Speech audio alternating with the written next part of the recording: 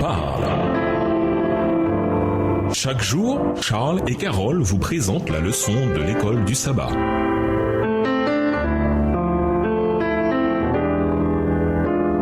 Bienvenue dans votre émission Dieu nous parle. Nous voilà à la leçon de dimanche, des témoins improbables. Lisons Marc 5, les versets 15 à 20. Selon vous, pourquoi Jésus a-t-il envoyé l'homme vers la Décapole pour témoigner auprès de sa famille et de ses amis, au lieu de nourrir sa foi en le gardant avec lui? Marc 5, les versets 15 à 20. Ils vinrent auprès de Jésus et ils virent le démoniaque, celui qui avait eu la légion, assis vêtu et dans son bon sens. Et ils furent saisis de frayeur. Ceux qui avaient vu ce qui s'était passé leur racontèrent ce qui était arrivé au démoniaque et au pourceau. Alors ils se mirent à supplier Jésus de quitter leur territoire. Comme il montait dans la barque, celui qui avait été démoniaque lui demanda la permission de rester avec lui. Jésus ne lui permit pas, mais il lui dit: Va dans ta maison, vers les tiens, et raconte-leur tout ce que le Seigneur t'a fait et comment il a eu pitié de toi. Il s'en alla et se mit à publier dans la Décapole tout ce que Jésus avait fait pour lui, et tous furent dans l'étonnement. Le mot Décapolis vient de deux termes. Déca signifie 10 et polis signifie ville. Au 1er siècle, la région de la Décapole était une région de 10 villes situées sur les rives de la mer de Galilée. Ces villes étaient liées par une langue et une culture commune. Le démoniaque était connu comme le loup blanc dans la région. Son comportement imprévisible et violent avait provoqué la crainte dans leur cœur. Jésus vit en lui quelqu'un qui aspirait à une vie meilleure, et ainsi il délivra miraculeusement cet homme des démons qui le tourmentaient. Quand les habitants de la ville apprirent que Jésus avait permis aux démons d'entrer dans leur troupeau de porcs et que les porcs s'étaient précipités dans la mer du haut d'une falaise, ils vinrent voir ce qui se passait. L'évangile de Marc rapporte: ils arrivent auprès de Jésus et voient le démoniaque assis, vêtu, avec toute sa raison, lui qui avait eu légion, et ils eurent peur. Marc 5, verset 15. L'homme était restauré physiquement, mentalement, émotionnellement et spirituellement. L'essence de l'évangile est de restaurer les gens brisés par le péché à la plénitude pour laquelle Christ les a créés. Quelle était la personne idéale pour atteindre ces 10 villes de la Décapole, si ce n'est un démoniaque transformé qui pouvait partager son témoignage avec toute la région? Ellen G. White le déclare admirablement. En tant que témoins du Christ, nous devons dire ce que nous savons, ce que nous avons vu, entendu et expérimenté. Si nous suivons Jésus pas à pas, nous aurons quelque chose d'approprié à dire concernant la manière dont il nous conduit. Nous pouvons dire comment nous avons mis ses promesses à l'épreuve et vu qu'elles étaient vraies. Nous pouvons témoigner de ce que nous avons appris de la grâce du Christ. Voilà le témoignage demandé par le Seigneur, le témoignage dont l'absence laisse le monde en perdition. Texte tiré du livre Jésus-Christ au chapitre 35 à la page 299, livre écrit par Ellen G. White. Dieu se sert souvent de témoins improbables qui sont changés par sa grâce afin de faire une différence dans notre monde. Quelle est votre histoire? C'est-à-dire, quelle est l'histoire de votre conversion? Que dites-vous aux autres sur la manière dont vous êtes venu à la foi? Que pouvez-vous offrir à une personne non convertie qui pourrait bénéficier de l'expérience que vous partagez? Au revoir. Et à demain si Dieu veut.